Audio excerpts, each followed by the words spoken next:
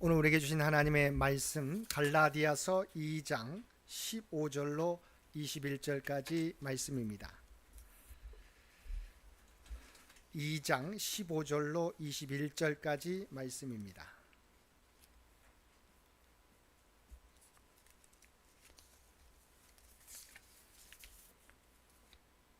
우리 주신 말씀 갈라디아서 2장 15절로 21절까지 말씀 우리 한 절씩 교독합니다. 우리는 본래 유대인이요 이방 죄인이 아니로되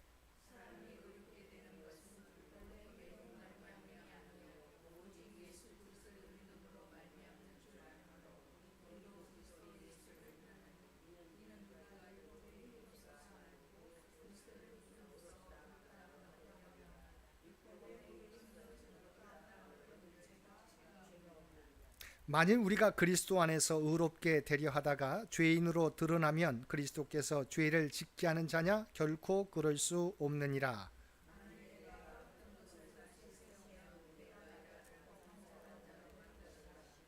내가 율법으로 말미암아 율법에 대하여 죽었나니 이는 하나님에 대하여 살려 함이라.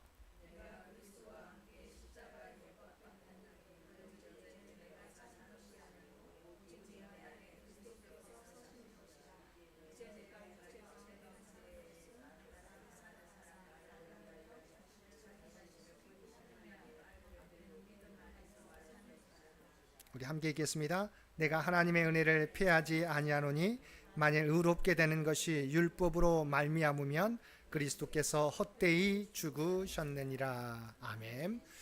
오늘 또 주님 전에 나와 또한 각자의 삶의 초소에서 마음을 다하여 예배드리는 우리 모든 성도들 가운데 하나님의 놀라운 은혜가 언제나 함께하여 주시기를 주님의 이름으로 간절히 축원드립니다. 우리 아침 저녁으로 날씨가 많이 쌀쌀한데 우리 건강에 유의하시기를 바랍니다. 오늘 말씀의 주제는 변화를 위하여라고 하는 것입니다.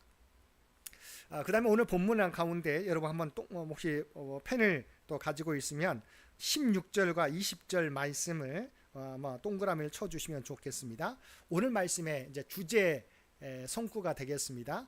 자, 먼저 우리가 16절 말씀 함께 보겠습니다. 16절 함께 읽겠습니다. 사람이 의롭게 되는 것은 율법의 행위로 말미암음이 아니요 오직 예수 그리스도를 믿음으로 말미암는 줄 알므로 우리도 그리스도 예수를 믿나니 이는 우리가 율법의 행위로서가 아니고 그리스도를 믿음으로써 의롭다함을 얻으려 함이라. 율법의 행위로서는 의롭다함을 얻을 육체가 없느니라. 아멘. 자, 우리가 성경을 보게 될 때 우리 특별히 신약 성경에서 제목을 성경의 제목을 보는 것이 너무 중요합니다. 우리가 읽고 있는 이 성경이 무슨 성경입니까? 갈라디아서라고 하는 것은 갈라디아 교회에 보낸 편지예요. 그러니까 이방 지역입니다. 우리가 잘 알고 있는 것처럼 이방 지역에 보낸 편지, 그곳에 복음을 전해서 교회가 세워지게 되었을 때 그 교회 공동체를 향해서 보내진 편지예요.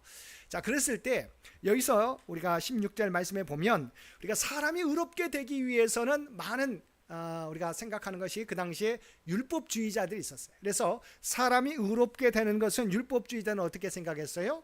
의롭게 되기 위해서는 율법의 행위, 그러니까 율법의 행위가 있어야 된다. 율법을 준수해야 의롭게 된다라고 생각했습니다.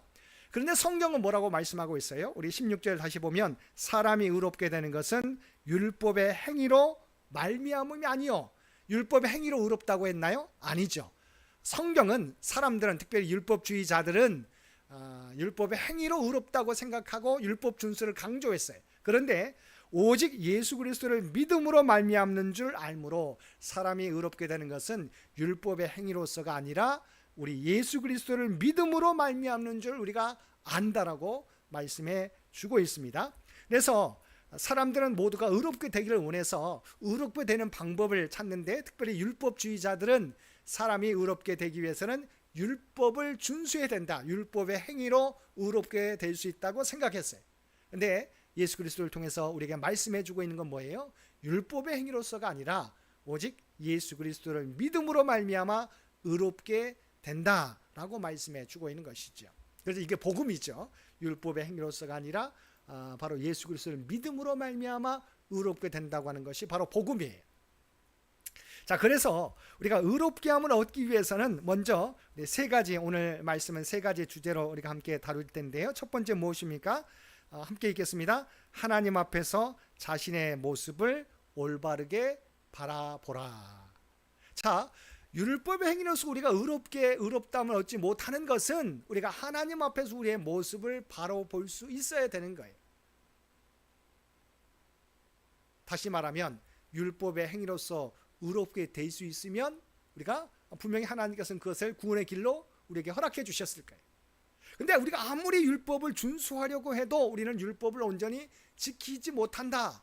왜냐하면 예수님께서 뭐라고 하셨어요? 너희가 실제적으로는 다른 사람을 살인하지 않았어도, 이건 우리가 실제로 살인하지 않으면 이 땅에서는 뭐예요? 우리가 죄인이 아니죠. 우리 마음 가운데 상대방을 미워만 해도 뭐에 하나님께서 우리의 중심을 보시기 때문에 살인하지 않아도, 그렇지만 너희 마음 가운데 미움이 있다면 이미 너는 살인한 것과 같다라고 말씀해 주고 있어요. 그러니까 우리로서는 그냥 보여지는 행위만 하면 의롭게 된다고 생각하지만 하나님은 그 마음에조차도 내가 비록 행동으로 옮기지 않았어도 내 가운데 미움이 있으면 죄라고 말씀해 주고 있기 때문에 하나님 앞에서 아무리 우리가 율법을 행한다 하더라도 진정한 의를 이루지 못함을 우리가 온전히 바라보아야 된다. 그래서 여러분 17절은 역설적으로 묻고 있습니다. 2장 17절 말씀도 함께 보겠습니다. 만일 우리가 그리스도 안에서 의롭게 되려 하다가 죄인으로 드러나면 그리스도께서 죄를 짓게 하는 자냐? 결코 그럴 수 없느니라. 아멘. 한번 이 말씀 이게 무슨 말인지 한번 생각해 보세요. 이 말이 쉬운 것 같지만 어렵습니다.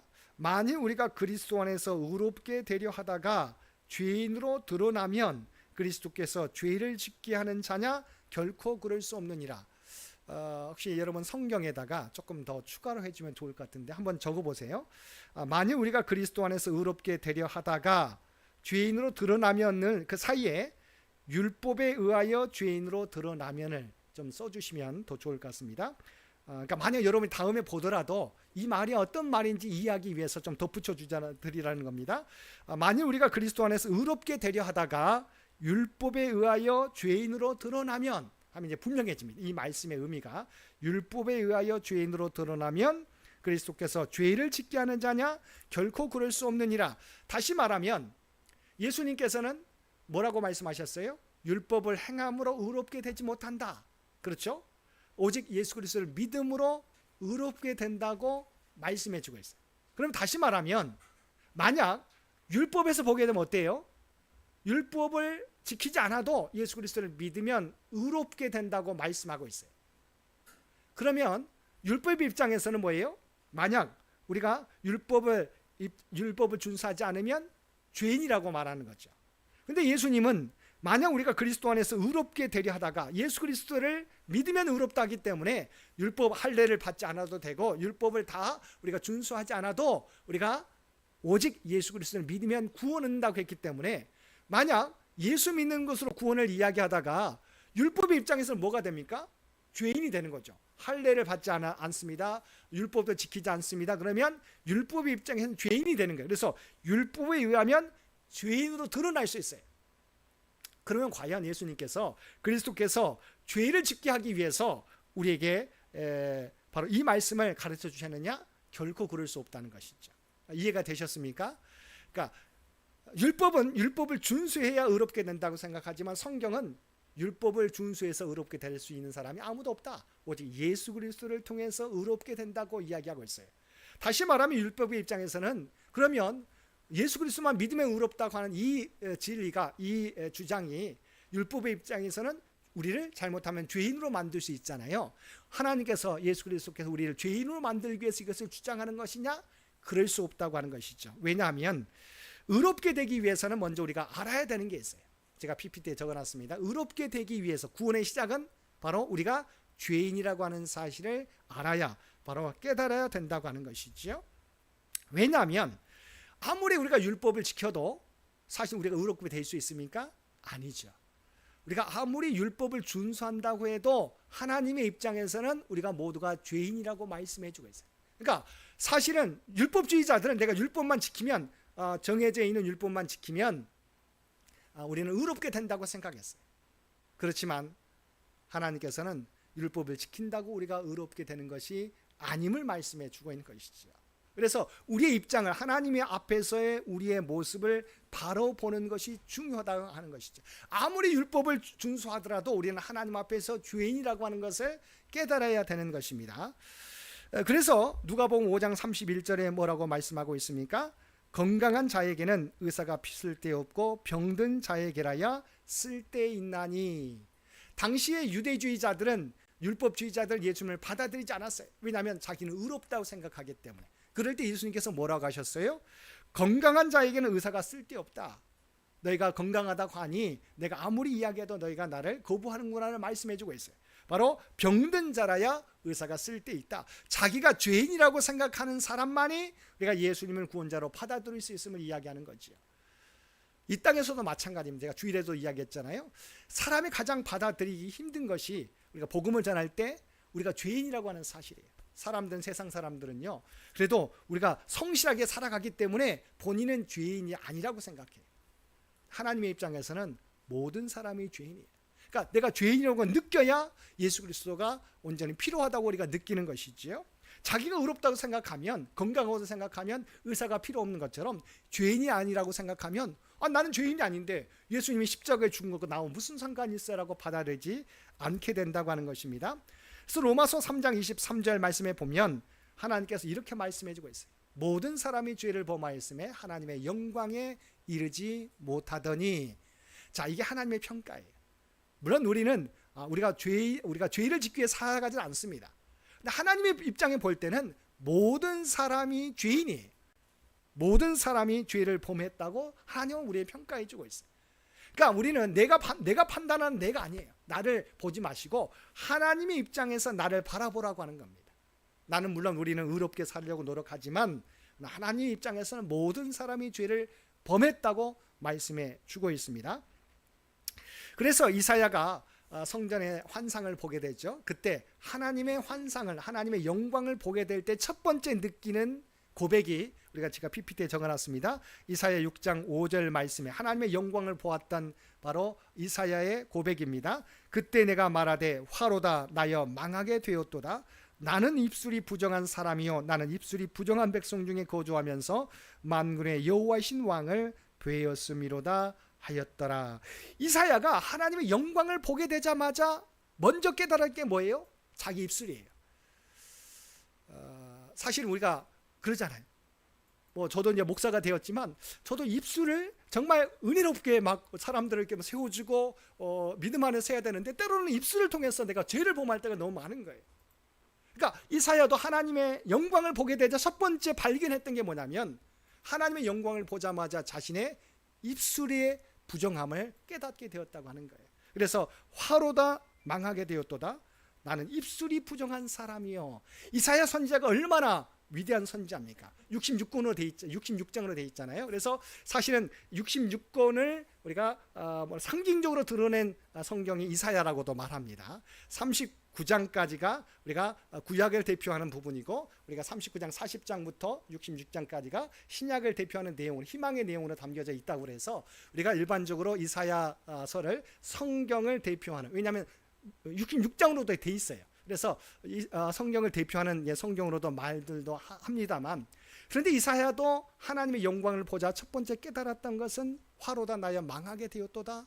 바로 나는 입술이 부정한 사람이요 나는 입술이 부정한 백성 중에 거주하면서 만군의 여호와이신 왕을 배었음이로다라고 말씀해 주고 있어요. 중요한 것은 우리가 의롭게 되기 위해서, 구원을 얻기 위해서 가장 중요한 건 첫 번째, 하나님 앞에서 우리 자신의 모습을 바라보아야 된다고 하는 것입니다. 내가 아무리 의롭게 노력해도, 의로우려고 노력해도 우리는 의로워질 수 없는 인간이다라고 하는 것이죠. 두 번째는 우리가 의롭게 되기 위해서는 두 번째, 그리스도께서 나를 위해 하신 일을 받아들이라고 하는 것입니다.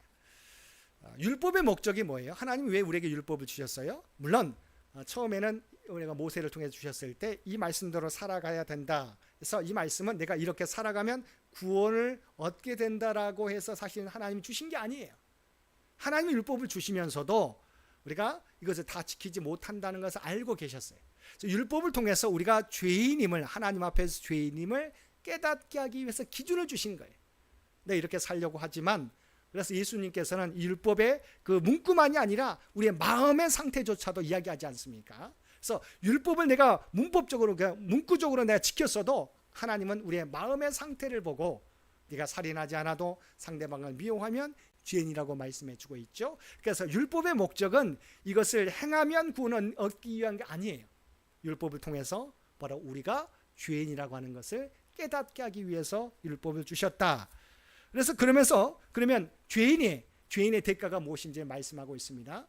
뭐라고 말씀하고 있습니까? 죄의 싹은 사망이라고 말씀하고 있습니다.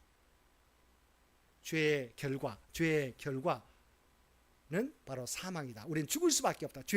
죄로 말미암아 우리는 죽을 수밖에 없다. 그래서 하나님께서 모든 사람이 죄를 범하여서 모든 사람이 죽게 돼 있어요. 그래서 이것을 구원하기 위해서 무슨 계획을 세우게 됩니까? 바로 죄를 대속하여 죽으심으로 우리를 구원하실 계획을 세우세요. 그러니까 죄의 결과가 사망이기 때문에 이 죄의 대가를 자신이 직접 감당함으로 우리를 구원하실 계획을 세우신다고 하는 것이죠. 그래서 오늘 말씀에 보게 되면 이것이 주님의 계획이에요.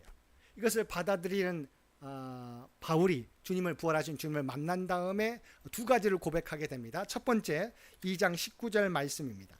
이 은혜, 바로 인간은 모두 다 죄인이고 죄의 대가는 사망인데 우리 주님께서는 우리의 죄를 대속해서 우리를 구원하실 계획을 세우셨던 것을 알게 되는 것이죠. 그러면서 바울의 고백입니다. 2장 19절 상반절입니다. 제가 PPT에 적어놨습니다. 내가 율법으로 말미암아 율법에 대하여 죽었나니.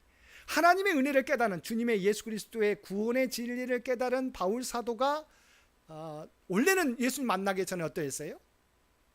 바로 바리새인 중에 바리새인이에요. 열심으로는 그 누구도 따라갈 수 없는 열심을 가진 사람이었어요. 근데 부활하신 주님을 만난 다음부터는 율법으로 구원 얻는 것이 아니라 그리스도를 믿음으로 구원 얻는다는 것을 깨닫게 된 바울은 이제는 뭐예요? 율법으로 말미암아 율법에 대하여 죽었다고 고백하고 있어요. 그럼 율법에 대하여 죽었다는 의미가 뭘까요? 제가 적어놨습니다. 제가 주석을 참고해서 적어놨는데 함께 우리가 PPT를 보면서 함께 읽겠습니다. 율법에 대해 죽었다는 것은 그것과의 관계가 완전히 끊어져서 더 이상 요구를 받는 일도, 더 이상 지배되는 일도 없음을 의미하는 것이다. 예수 그리스도를 만난 다음부터는 바울이 뭐라고 고백하면, 내가 모든 것을 배설물로 여겼다. 내가 그렇게 귀중하게 여겼던 것을, 그 열심을, 그 전통을 내가 배설물로 여겼다고 말씀해주고, 이제는 내가, 그래서 그 관계가, 율법과의 관계가 완전히 끊어져서 더 이상 요구를 받는 일도, 더 이상 지배되는 일도 없음을 의미하는 거예요. 그 밑에도 제가 적어놨습니다. 바울은 율법적 요구에 대해서 반응하지도 않고 율법의 영향력 아래에 머물러 있지도 않은 자신의 상태, 그러니까 이제는 율법의 요구에 반응하지, 왜냐하면 율법을 통해서 구원을 얻을 수 있는 것이 아니기 때문에 자신의 상태를 율법에 대하여 죽었다고 고백하고 있어요. 그러면서 그 근거를 20절 상반절에서 말씀하고 있어요. 왜 내가 율법에 대해서 죽었냐? 내 율법에 대해서 대응하지 않느냐? 반응하지 않느냐? 죽은 존재로 내가 살아가느냐? 그래서 20절 상반절에 그 이유를 이야기하고 있습니다. 자, 20절 상반절도 읽겠습니다. 내가 그리스도와 함께 십자가에 못 박혔나니. 왜냐하면 그리스도께서 우리를 위해 죽으셨을 때 나도 그 십자가에 못 박혔기 때문이다. 여기서 이제 못 박혔다는 의미도 제가 주석에서 적어놨습니다. 못 박히다라고 하는 건 완료형이에요. 조금 이제 언어적인 부분들은 영어나 이렇게 언어적인 부분도 아시는 분들은 완료형이면 그 상태가 계속 유지되는 거예요. 그러니까 못 박힌 것이 그냥 예수님께서 돌아가신 끝나는 게 아니라 그 상태 속에서 나도 죽었고 그 상태가 계속된다. 완료형이라고 말할 때 계속된다고 하는 의미가 있습니다. 그래서 바울이 과거 일어난 사건의 결과의 영향력이 현재까지 계속되고 있다. 자, 예수님이 십자가에 돌아가셨는데 나도 예수님이 십자가에 돌아가셨을 때 바로 내 죄를 대속했기 때문에 바로 나도 죽은 것이다. 그것이 계속된다 라고 이야기하는 것이죠. 그래서 자신이 이미 과거에 그리스도와 함께 십자가에 못 박혀 율법에 대하여 완전히 죽었음을 표현하는 것이고, 또한 한번 십자가에 못 박힌 그 효과가 영구적으로 지속됨을 표현한 것. 그래서 십자가에 함께 못 박혔다. 예수님께서 죽으셨을 때 바로 나도 죽었고 그것은 계속해서 지금까지 이어지고 있다라고 이야기하고 있어요. 그래서 중요한 부분들은 율법으로 우리가 구원 얻을 수 없고 그리스도가 행하신 일로 말미암아 내가 구원을 얻게 되기 때문에, 우리의 죄에 대하여 그리스도께서 십자가에서 죄의 대가를 치르셨기 때문에 중요한 것은 치르셨지만 그것을 내가 믿어야 돼요. 왜냐하면 주께서 이미 2000년 전 우리를 위해 죽으셨는데 모두가 구원 얻는 것은 아니지 않습니까? 그것을 나를 위한 죽음으로 내가 십자가에 못 박힌 것, 주님께서 십자가에 못 박으셨을 때, 못 박히셨을 때 바로 내 죄를 위해서 죽으셨기 때문에 나도 내 죄도 죽었다고 우리가 온전히 믿고 고백하게 될 때 이 구원의 은혜를 입게 된다고 하는 것입니다. 주님과의 연합을 이루게 되고 내가 십자가에 못 박힌 것으로 간주된다는 것이에요. 첫 번째, 우리가 구원 얻기 의롭게 되기 위해서는 하나님 앞에서 내 자신의 모습을 발견하는 것. 내가 아무리 의롭게 살려고 해도, 율법을 지키려고 해도 율법으로 구원을 얻을 수 없다는 내가 죄인이라는 사실을 내가 고백하는 것이 중요하고, 바로 그것을 구원하기, 이러한 인간을 구원하기 위해서 주께서 하신 일, 바로 우리의 죄의 대가인 사망을 십자가에서 대신 감당하셨다는 것. 그래서 그리스도가 죽으셨을 때 나도 함께 십자가에 못 박혔다고 하는 그리스도와의 연합, 바로 내 죄가 죽었다라고 하는 것을 내가 받아들인 것이 너무도 중요하다고 하는 것이죠. 세 번째는 이게 중요합니다. 오늘 말씀의 결론이죠. 제가 오늘 말씀의 16절이 첫 번째 중요한 구절이고 또 20절이 가장 중요하다고 제가 말씀을 드렸습니다. 먼저 그 전에 2장 8절 말씀도 함께 읽겠습니다. 2장 8절, 에베소서 2장 8절, 너희는 그 은혜에 의하여 믿음으로 말미암아 구원을 받았으니 이것은 너희에게서 난 것이 아니요 하나님의 선물이라. 왜냐하면 구원은 그리스도의 십자가로 말미암아 우리에게 주어진 것이기 때문에 바로 하나님의 선물인 거죠. 이어져 에베소서 2장 9절입니다. 행위에서 난 것이 아니니 이는 누구든지 자랑하지 못하게 함이라. 내가 구원받은 것은, 우리가 생각하게 될 때 우리는 이렇게 생각할 때가 많아요. 그래도 세상 사람들보다 내가 그래도 의롭기 때문에 하나님께서 나를 선택하셨을 것이다. 물론 하나님의 선택이 먼저 계셨죠. 그러니까 사실 하나님의 선택이 은혜이지 우리가 의롭기, 다른 사람보다 의롭기 때문에 우리를 먼저 구원해 주신 것이 아니다. 그래서 누구든지 자랑하지 못하게 함이라고 말씀해 주고 있어요. 구원에 대해서는 우리가 내가 의롭기 때문에 구원받았다라고 여러분 자랑할 수가 없다고 하는 것이죠. 베드로전서 3장 18절 말씀도 함께 읽겠습니다. 그리스도께서도 단번에 죄를 위하여 죽으사 의인으로서 불의한 자를 대신하셨으니 이는 우리를 하나님 앞으로 인도하려 하심이라. 아멘. 다시 한번, 그리스도께서도 단번에 죄를 위하여 죽으사, 누구의 죄? 우리의 죄를 위하여 죽으사 의인으로서 불의한 자를, 우리를 대신하셨으니 이는 우리를 하나님 앞으로 인도하려 하심이라. 왜 십자가에 달려 돌아가셨어요? 바로 단번에 우리의 죄를 위하여 죽으사 의인으로서 불의한 우리를 대신하셨으니, 죄에 대하여 우리의 죄를 위하여 죽으셨고 우리를 대신하셨으니 이는 우리를 하나님 앞으로 인도하려 하시기 때문이다. 로마서 8장 1절 말씀입니다. 그러므로 이제 그리스도 예수 안에 있는 자에게는 결코 정죄함이 없나니. 아멘. 그리스도 예수 안에 있는 자에게는 결코 정죄함이 없다고 말씀하고 있습니다. 고린도후서 5장 17절 말씀, 이전 것은 지나갔으니 보라 새 것이 되었도다. 그리스도께서 행한 일로 말미암아 우리는 새 것이 되었습니다. 의롭게 되었습니다. 이것을 내가 받아들이게 될 때 구원을 얻게 되는 것입니다. 첫 번째는 뭐예요? 내가 하나님 앞에서 죄인이라고 하는 사실을 깨닫는 것이고, 두 번째는 예수님께서 행하신 일을 내가 받아들이는 것이 중요하다. 예수님의 십자가는 바로 죄에 대한 대가를 치르신 건데 그 죄는 우리의 죄라고 하는 것은 우리의 고백이 있어야 된다는 것이죠. 세 번째는, 이게 마지막 결론입니다. 그러면 그렇게 구원 얻은 우리들은 어떻게 살아가야 됩니까? 자, 그리스도와 함께 살아가라. 이 말씀이 오늘 본문 말씀의 가장 주제인데요. 우리가 조금 이따 갈라디아서 2장 20절 말씀을 읽을 텐데 이 말씀과는 우리가 잘못 오해할 수 있지만 이런 제가 어느 글에서 어느 책에서 읽었던 글입니다. 사실 교회 안에는 그리스도와 죽은 자는 많다. 그렇지만 그리스도와 함께 살아가는 사람은 적다라고 글에 써 있는 것을 보았습니다. 여러분, 교회 안에는 그리스도와 함께 죽은 자는 많다. 무슨 말이에요? 그리스도와 그리스도와 함께 죽었다. 그러니까 그리스도의 죄로 우리의 죄를 대속해 주셨기 때문에 아까 말했던 바울이 고백했던 것처럼 나도 함께 십자가에 못 박혔기 때문에 구원을 얻었다라고 고백하는 사람. 그래서 구원 얻은 사람은 많다. 그러니까 그리스도와 함께 죽은 자는 많다. 죄에 대하여 죽은 자는 많다. 그리스도를 믿음으로 우리가 그것을 받아들여서 구원받은 자는 많다. 그런데 그리스도와 함께 살아가는 사람은 적다.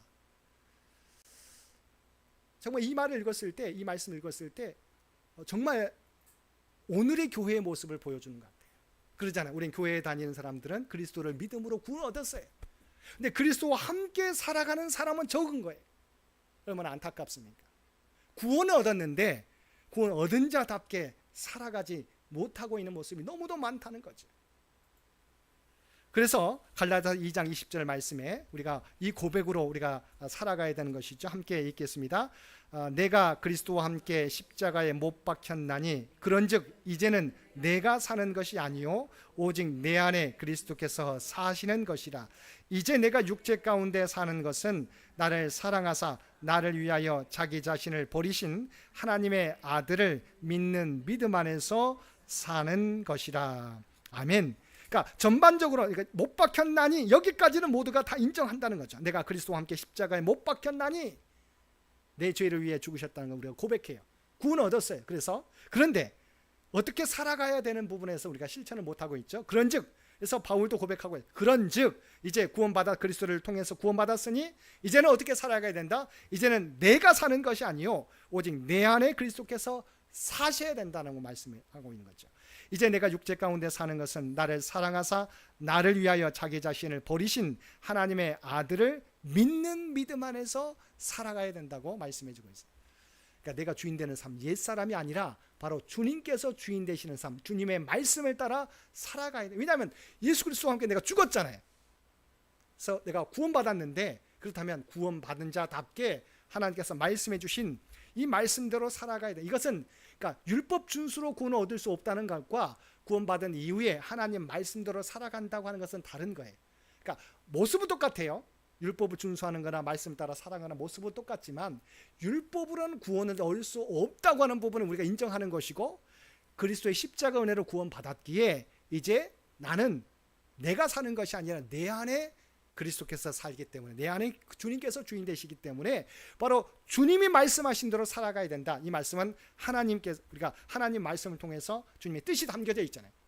2000년 전에 우리가 부활 승천하셨기에 우리가 예수님을 직접 볼 수는 없잖아요. 그러지만 말씀을 통해서 우리가 예수님을 우리가 알 수 있는 것이죠. 주님의 뜻이 무엇인지. 그래서 주님께서 주인 되시는 삶은 말씀 따라 살아가는 삶이라고 하는 것이죠.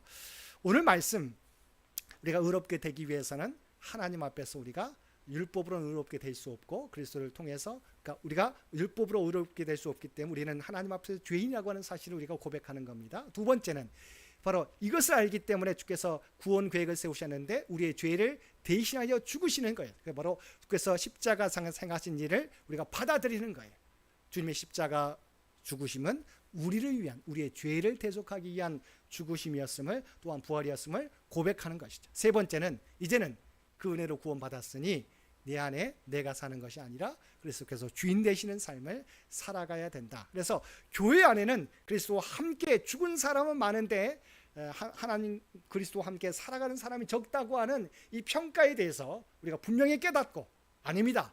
이제는 우리가 그리스도와 함께 살아가는 자가 되겠습니다라고 고백할 수 있는 저와 여러분 모두가 되시기를 주님의 이름으로 간절히 축원드립니다. 함께 기도드리겠습니다. 사랑과 은혜가 충만하신 아버지 하나님, 오늘 우리에게 주신 말씀을 통해서 우리의 모습을 깨닫게 해주시니 진심으로 감사드립니다. 우리가 의롭게 되기 위해서 우리가 할 수 있는 일은 아무것도 없는 줄 믿습니다. 오직 주님께서 우리를 위하여 십자가에서 돌아가신 것은 우리의 죄를 위한 것임을 깨닫게 해주시고 그것을 온전히 믿음으로 고백하게 하여 주시옵소서. 그래야 우리의 구원이 내 행위로가 아니라 그리스도의 십자가 은혜로 구원받은 것임을 우리가 고백하게 도와주시옵시고 이제는 내가 사는 것이 아니라 내 안에 그리스도께서 주인 되시는 삶을 살아가는 우리 모두가 되게 하여 주시옵소서. 그리하여 날마다 주님의 말씀에 순종하려고 노력하는 그리하여 온전히 우리를 통해서 그리스도가 드러날 수 있는 우리 모두가 되게 하여 주옵소서. 이 모든 간구 우리를 구원하여 주신 예수님의 이름으로 간절히 기도드리옵나이다. 아멘. 우리 다 함께 찬송